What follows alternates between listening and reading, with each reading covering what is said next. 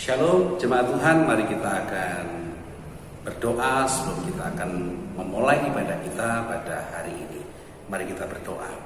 Bapa, terima kasih untuk pertolongan-Mu karena Tuhan telah memimpin dan memberkati kami hingga saat ini, meskipun kami masih menjalankan ibadah secara online, tetapi kasih setia-Mu tidak pernah jauh dalam hidup kami. Terima kasih, kami menyerahkan ibadah kami pada hari ini ke dalam tangan kasih-Mu.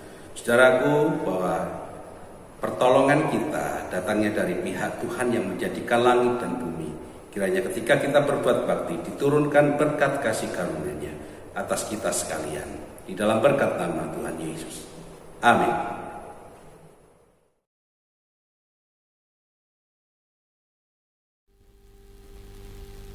Shalom, selamat pagi Bapak Ibu Saudara yang dikasihi Tuhan. Kita bersyukur hari ini kita dapat beribadah bersama-sama. Mari saya mengajak Bapak Ibu Saudara untuk bersama-sama kita memuji Tuhan. Kita meninggikan nama-Nya. Kita mau membawa segenap hati kita untuk datang ke hadirat Tuhan. Haleluya.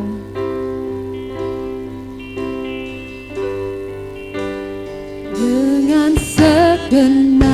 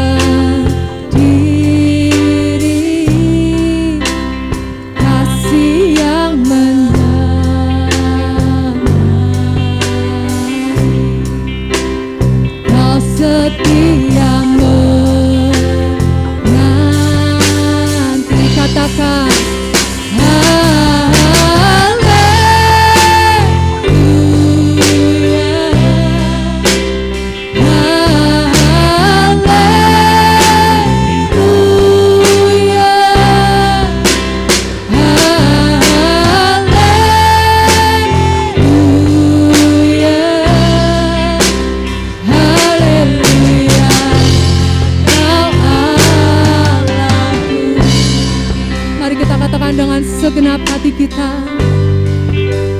dengan segenap hati ku menyembah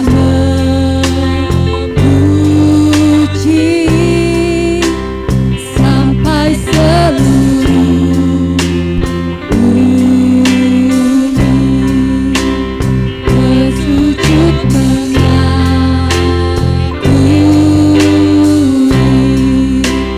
walau malam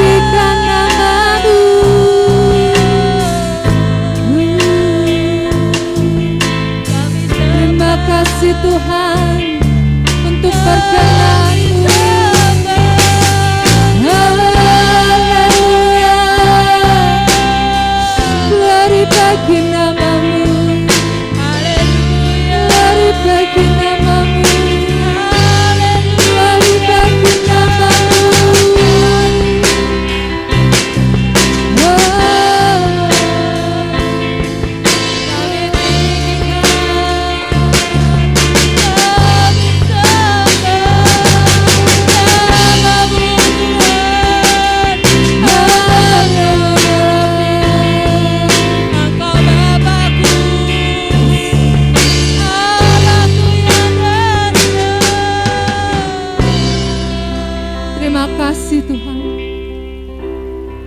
untuk kasih setiamu pada kami Tuhan. Kami bersyukur kami boleh ada sampai hari ini Tuhan. Kami berterima kasih dan kami sungguh bersyukur karena anugerah-Mu atas kami. Pada saat ini Tuhan kami siap untuk memuji dan menyembah Engkau. Kami siap untuk meninggikan nama-Mu, kami siap untuk bersorai bagi Engkau. Karena kami percaya hanya nama-Mu yang layak kami puji, hanya nama-Mu yang layak kami tinggikan. Kami bersyukur Tuhan, kami serahkan semuanya ke dalam tangan-Mu Tuhan. Di dalam nama Tuhan Yesus, haleluya, amin. Saya yakin Bapak Ibu Saudara bersuka cita pada hari ini. Mari kita mau meninggikan Tuhan Allah kita. Terpujilah nama-Mu Tuhan. Haleluya. Mari kita mau bersorak-sorai bagi kemuliaan Tuhan kita.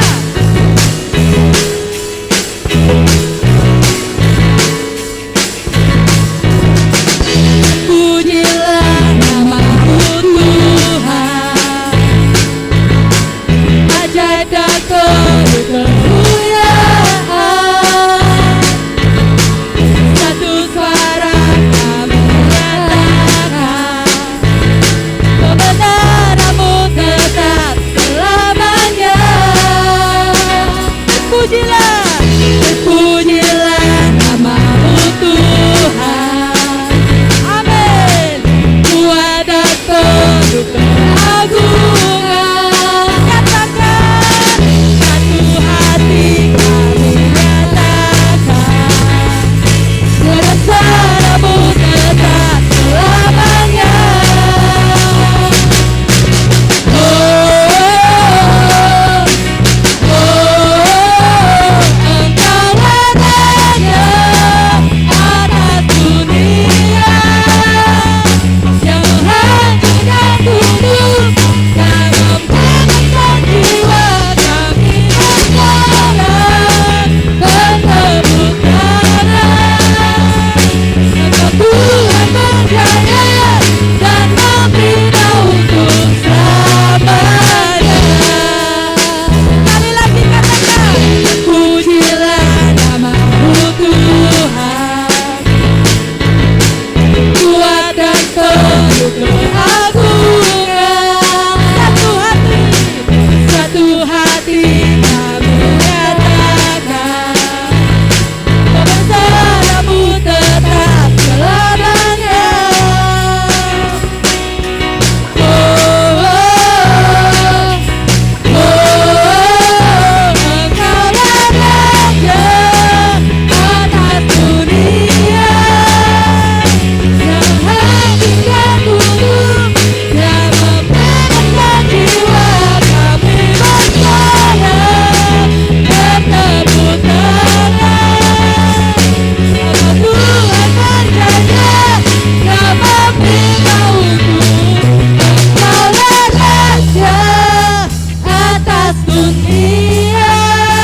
Katakan, yang menghancurkan kutub dan membebaskan jiwa kami berjalan.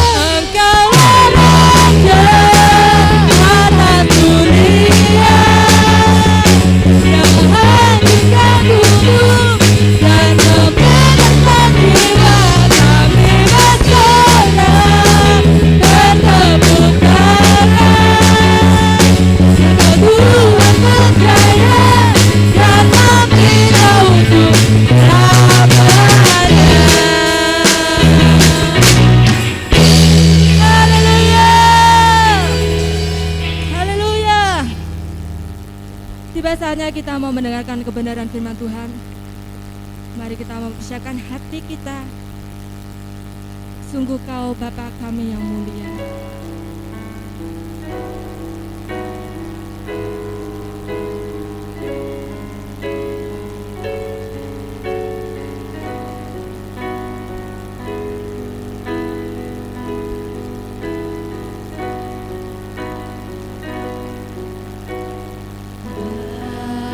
Bapa, Kau setia. Bapa, Kau mulia.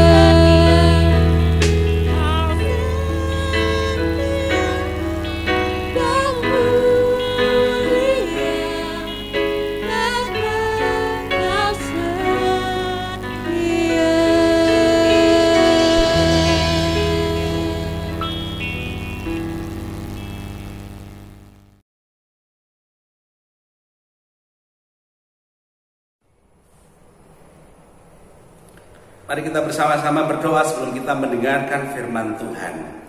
Bapa di surga, kami percaya bahwa hari ini ketika kami bersama-sama berbakti kepadamu, kami rindu firman-Mu akan memberikan pencerahan kepada kami di tengah-tengah situasi yang tidak baik ini. Namun kami percaya segala sesuatu yang ada di dalam genggaman-Mu selalu yang terbaik. Dan itu yang kami percaya. Oleh sebab itu mari Kau berbicara kepada kami melalui firman-Mu. Berkatilah kami Tuhan. Berkati firman-Mu supaya menjadi bagian dalam hidup kami.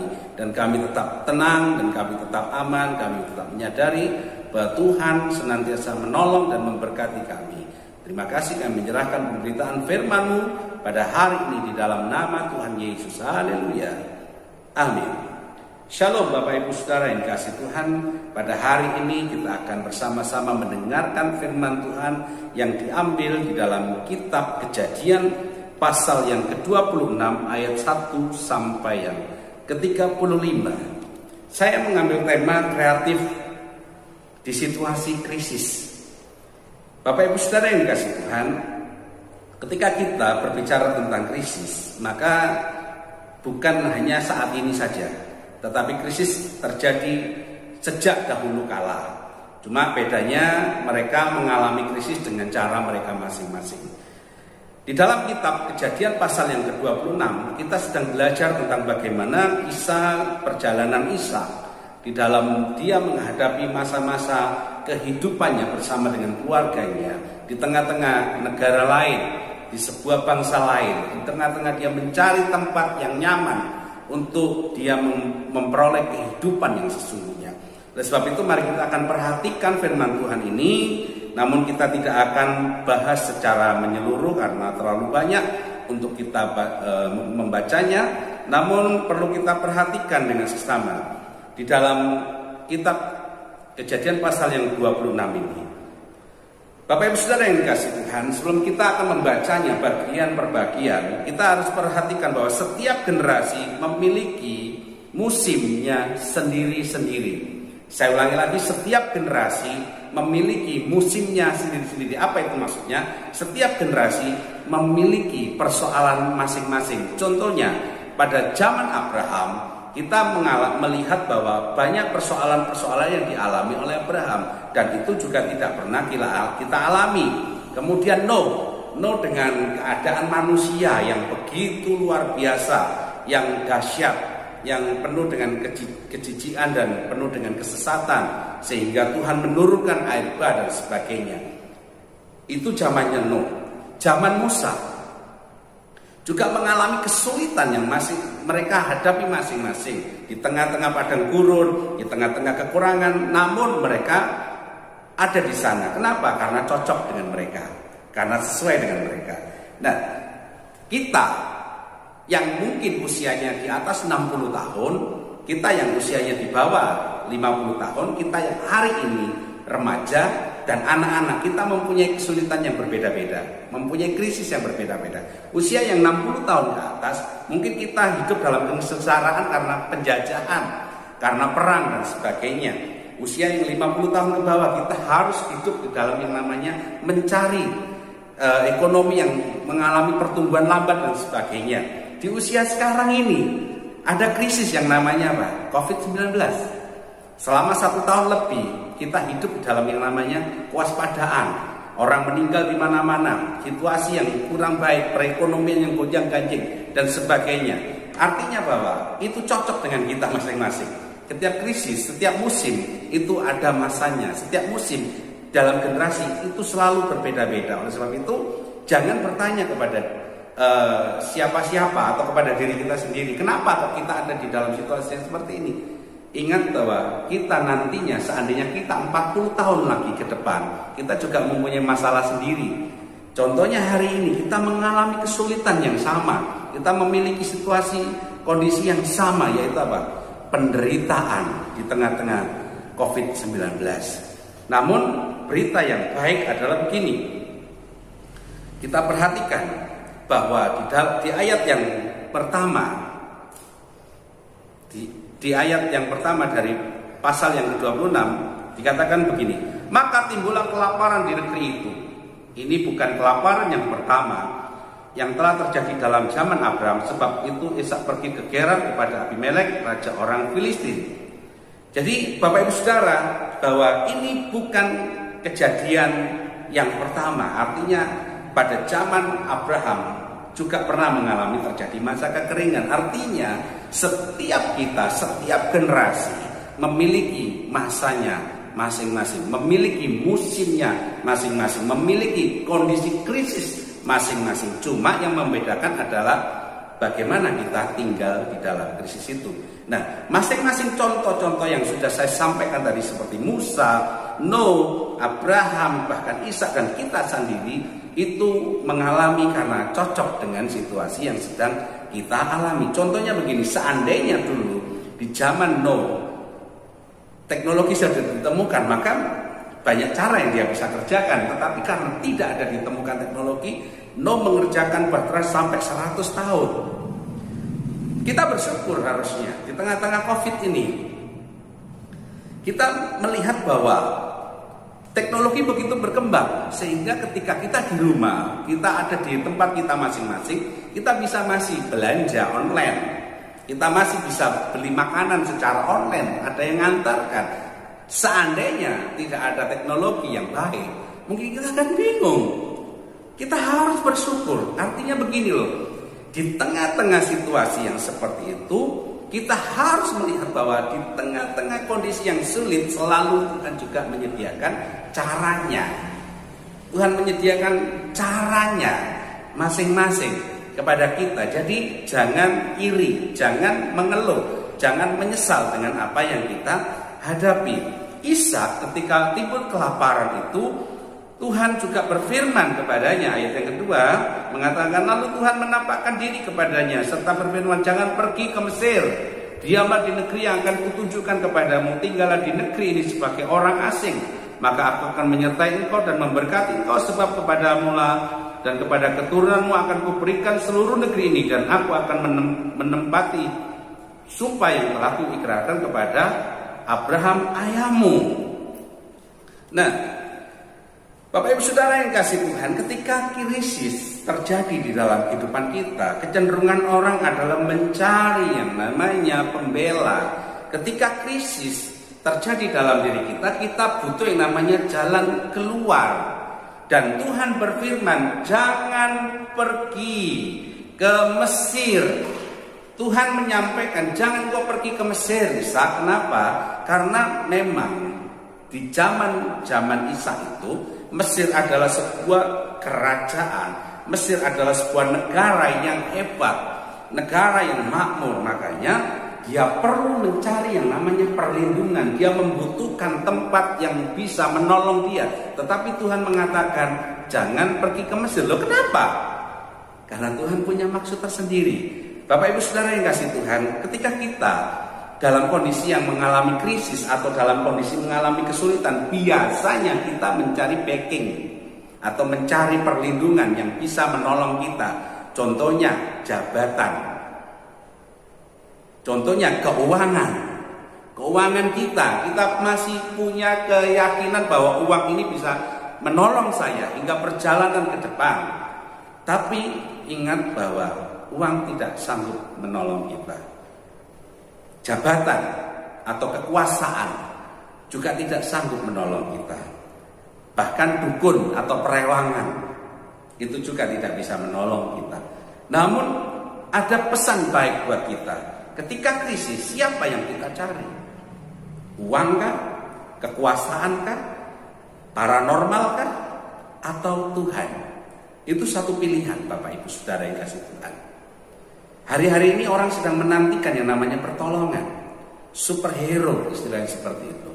Orang yang akan membuat sesuatu yang terbaik dalam kehidupan pribadi mereka masing-masing. Banyak orang saat ini mengalami kondisi yang sungguh-sungguh berat. Namun firman Tuhan mengatakan apa? Di dalam ayat yang kedua tadi, jangan pergi ke Mesir, diamlah di negeri akan kukatakan kepadamu. Apa maksudnya itu? Diamlah di negeri akan kukatakan kepadamu. Jangan cari Mesir. Kecenderungan mencari Mesir itu sering dilakukan oleh banyak orang, tidak terkecuali orang yang percaya. Karena mereka nggak tahan. Oleh sebab itu firman Tuhan mengatakan, jangan pergi ke Mesir. Siapa yang kamu cari? Siapa yang kamu butuhkan ketika dalam krisis? Nah, ada hal yang penting yang harus kita perhatikan. Kemudian Tuhan mengarahkan Ishak ke Gerar. Di tempat itulah Tuhan berpesan kepada Ishak, tinggallah di sini. Artinya adalah begini, ketika situasi krisis sebenarnya Tuhan itu sedang menunjukkan sesuatu kepada kita masing-masing. Cuma masalahnya gini, kita peka dengan tuntunan Tuhan atau tidak? Kita manut dengan tuntunan Tuhan atau tidak? Nah, apa yang harus kita lakukan Bapak Ibu Saudara ketika situasi krisis terjadi dalam diri kita? Firman Tuhan mengatakan di dalam ayat yang ke-12, ketika Tuhan tunjukkan satu tempat, ketika kita tinggal di satu rumah, ketika kita tinggal di satu perusahaan, ketika kita tinggal di satu pekerjaan, tetaplah di situ. Jangan mencari-cari yang lain di tengah-tengah krisis. Sebab apa? Sebab Tuhan berfirman di dalam ayat yang ke-12 mengatakan seperti ini. Maka menaburlah Ishak di tanah itu, dan dalam tahun itu juga ia mendapatkan hasil 100 kali lipat, sebab ia diberkati Tuhan. Bapak Ibu Saudara yang kasih Tuhan, firman Tuhan mengingatkan kita di tengah-tengah krisis, di situasi yang krisis ini, kita harus kreatif di dalam segala sesuatu. Artinya apa? Tidak berhenti untuk bekerja, tidak berhenti untuk menabur, tidak berhenti untuk kreatif dalam diri kita. Ingat bahwa firman Tuhan juga mengatakan di dalam Amsal pasal yang ke-10 ayat yang ke-4 mengatakan, tangan yang lambat membuat miskin, tetapi tangan orang rajin menjadikan kaya. Amsal 14 ayat 23 juga mengatakan, dalam tiap jerih payah ada keuntungan, tetapi kata-kata belaka mendatangkan kekurangan saja. Jadi tangan yang lambat itu mendatangkan kemiskinan. Dan firman Tuhan di dalam Amsal yang pasal yang ke-14 tadi ayat yang 23 mengatakan juga begini, jangan cuma banyak omong, jangan cuma banyak ide, jangan cuma banyak rencana, tetapi eksekusinya, tetapi tindakan itu yang penting. Firman Tuhan tadi di ayat yang 12 dari kitab Kejadian pasal yang 26, Ishak menabur. Artinya apa? Dia di tengah-tengah krisis, tangannya tidak pernah berhenti bekerja. Mungkin kita berkata-kata gini, oh Pak, bukankah firman Tuhan pernah mengatakan begini? Seperti di dalam Matius pasal yang ke-6 ayat 26. Saya ambil dalam bahasa Indonesia masa kini. Lihatlah burung di udara, mereka tidak menanam, tidak menuai, dan tidak juga mengumpulkan hasil tanaman di dalam lumbung. Meskipun begitu, Bapamu yang di surga memelihara mereka. Bukankah kalian jauh lebih berharga daripada burung? Nah, ini satu kata-kata yang bodoh yang kadang-kadang kita buat adalah begini. Burung di udara jadi dipelihara oleh Tuhan. Kita manusia pasti lebih dipelihara oleh Tuhan, betul. Tapi jangan lupa, bukan berarti kita ngomong burung di udara dipelihara oleh Tuhan, burung itu males-malesan. Tidak. Burung itu pagi hari mereka pergi keluar mencari makan. Yang dikatakan tidak menanam, mereka tidak menanam karena tidak ada lahan yang mereka buat, tidak ada tanah yang mereka bisa beli. Tetapi mereka tetap mencari makanan.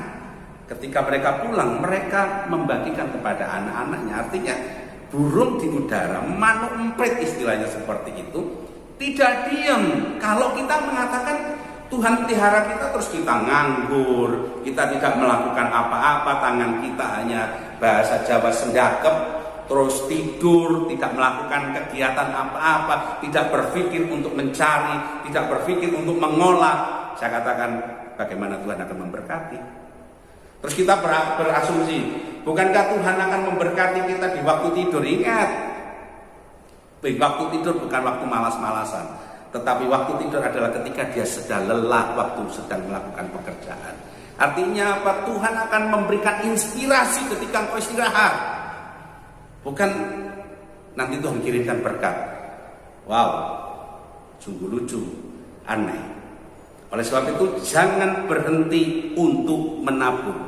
Jangan pernah berhenti untuk bekerja. Saya katakan juga begini, ketika kita diberkati, belajarlah menabur. Jangan menumpuk. Jangan untukku, tetapi belajar berbagi. Inilah waktunya gereja juga berbagi. Di tengah-tengah krisis inilah kesempatan kita berbagi. Sebab apa? Mungkin Tuhan sedang membuat satu rencana untuk penuaian di tempat kita masing-masing. Jangan kita hanya memikirkan diri kita sendiri. Orang menabur itu artinya dia tidak takut kehilangan. Beberapa waktu lalu kita mendengar korban. Arti korban itu artinya apa? Kehilangan. Sapi disembelih, kambing disembelih, artinya kehilangan. Artinya dia memberikan segalanya. Harusnya seperti itu. Umat Tuhan, jemaat yang dikasihi Tuhan, jangan berhenti bekerja. Apapun yang kamu kerjakan, apapun yang kamu lakukan, sekecil apapun, lakukanlah itu. Karena Tuhan akan memberkati engkau melalui rezeki itu. Jangan pernah bertanya, Pak, pekerjaan Tuhannya seperti. Jangan meremehkan pekerjaan sekecil apapun. Sebab Tuhan bisa memberkati pekerjaanmu itu. Bisa memberkati daganganmu itu. Tetap bersyukur, kerjakanlah. Jangan pernah engkau mengecilkan pekerjaanmu. Jangan pernah engkau menganggap remeh usahamu. Tetap lakukanlah. Sebab disitulah Tuhan sedang memberkati engkau. Amin, Bapak Ibu yang dikasihi Tuhan. Jangan remehkan pekerjaanmu. Lakukanlah engkau tetap bekerja. Ketika engkau diberkati, menaburlah. Jangan untuk diri sendiri. Kemudian apa yang menjadi pesan Tuhan di tengah-tengah krisis ini? Kita harus kreatif, kita harus melakukan pekerjaan. Dan jangan pernah berhenti untuk berbuat baik kepada orang lain. Pesan yang Tuhan ingin sampaikan di dalam ayat yang ke-25 mengatakan seperti ini. Sesudah Ishak mendirikan mezbah di situ, ia memanggil nama Tuhan, ia memasang kemahnya di situ, lalu hamba-hambanya menggali sumur di situ. Bapak Ibu Saudara yang kasih Tuhan, di dalam situasi yang krisis dan di dalam situasi yang baik, saya pesan kepada kita sekalian, saya sampaikan kepada kita sekalian, jangan lupakan Tuhan dalam setiap hidup kita, baik dalam krisis maupun dalam kondisi makmur. Jangan tinggalkan penyembahan kita kepadanya. Jangan pernah biarkan waktu-waktu yang terbaik kepada Tuhan. Milikilah waktu-waktu yang terbaik di dalam ibadah kita. Menikmatilah roti hidup, bacaan firman Tuhan setiap hari untuk mengerti petunjuk Tuhan dalam hidup kita. Milikilah waktu, rasa syukur kepada Tuhan. Jangan hanya berpikir, ya karena Tuhan melakukan seperti ini, maka saya tidak melakukan apa-apa. Jangan, lakukanlah penyembahanmu. Lakukanlah ibadahmu dengan tekun meskipun secara online. Jangan putus hubungan dengan Tuhan, sebab Beliaulah, sebab Tuhanlah yang bisa menolongmu. Tuhanlah yang bisa membuat engkau mampu mengucap syukur dalam segala hal. Jangan pernah berhenti untuk menyembah Tuhan. Jangan pernah berhenti untuk beribadah. Jangan pernah berhenti untuk berdoa. Jangan pernah berhenti untuk membaca firman Tuhan. Selalu sediakan waktu untuk Dia. Selalu sediakan waktu untuk Tuhan. Jangan sibuk dengan dirimu sendiri. Jangan sibuk dengan waktumu sendiri. Apa yang bisa kita perhatikan dari kesimpulan ini? Krisis selalu ada, namun jangan pernah mengeluh. Tetaplah kreatif, tetaplah andalkan Tuhan, dan tetaplah carilah Tuhan di segala musim kita. Fokuslah kepada Tuhan. Krisis selalu ada, jangan pernah mengeluh. Tetaplah kreatif, tetaplah bekerja, tetap andalkanlah Tuhan, dan tetaplah carilah Tuhan di segala musim hidupmu. Inilah pesan firman Tuhan buat kita sebelum kejadian itu terjadi dalam diri kita. Saya percaya di depan kita tidak akan semakin baik. Saya percaya di depan kita tidak akan semakin membuat kita bahagia. Kita harus merangkak, kita harus berlari, kita harus membangun hidup kita yang baru. Carilah Tuhan. Dengarkan apa yang menjadi instruksi Tuhan. Ishak dikatakan, jangan pergi ke Mesir. Siapa yang kamu andalkan? Siapa yang kamu cari? Dan ketika engkau sedang dalam krisis, carilah Tuhan. Ketika engkau dalam kondisi yang makmur, carilah Tuhan. Jangan pernah berhenti engkau ada di dalam hadirat Tuhan. Carilah Tuhan dalam segala waktu. Kiranya Tuhan memberkati hidup kita, dan saat kejadian itu terjadi dalam hidup kita, ingat firman Tuhan ini. Siapa yang kamu andalkan? Tetaplah kreatif, tetaplah menabur. Carilah Tuhan dalam penyembahan ibadahmu, dan jangan lupakan Tuhan dalam segala hal. Tuhan Yesus memberkati kita. Mari kita berdoa. Bapa, kami percaya bahwa firman-Mu akan meneguhkan kami umat-Mu. Firman-Mu akan membuat kami semakin hari semakin semangat untuk mencari Tuhan. Kami percaya bahwa di tengah situasi yang sulit sekalipun, ketika kami mempunyai semangat juang, ketika kami kreatif, ketika kami tetap menabur, Tuhan akan memberkati kami. Ketika kami tetap mencari Tuhan, Tuhan akan menolong kami. Tuhan akan membukakan tingkap-tingkap langit atas hidup kami. Berkati jemaat-Mu Tuhan, kami telah mendengarkan firman-Mu. Firman-Mu akan menumbuhkan dalam hati kami, pikiran kami. Dalam nama Yesus saya berdoa. Amin. Tuhan Yesus memberkati kita sekalian.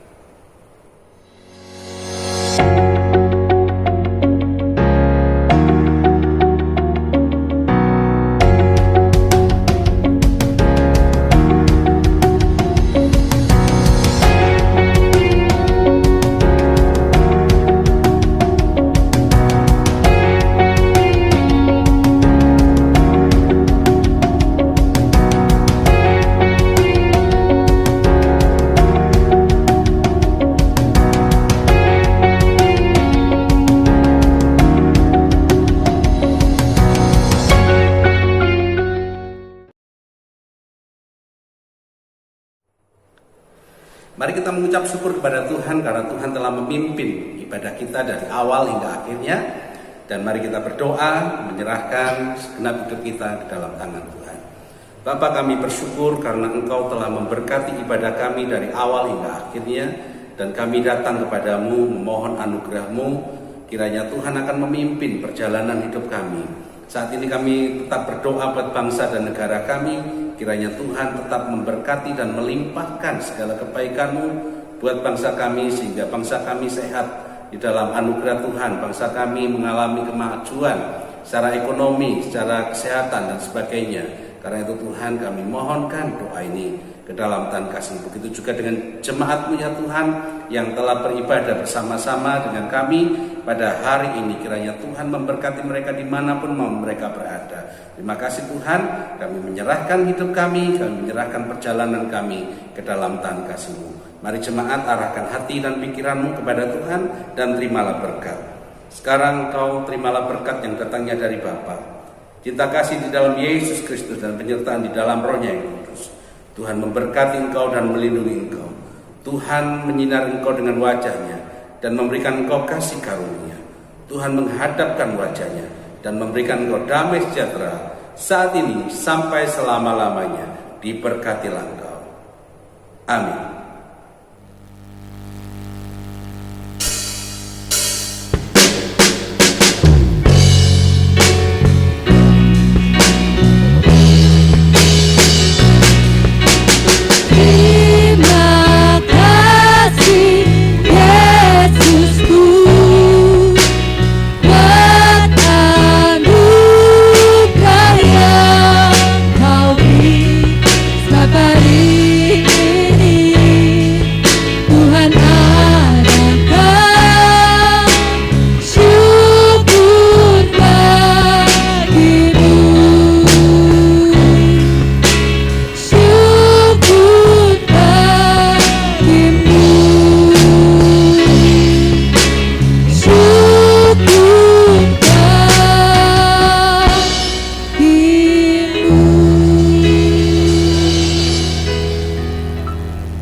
Beraktivitas, tetap sehat, tetap semangat, tetap jaga protokol kesehatan.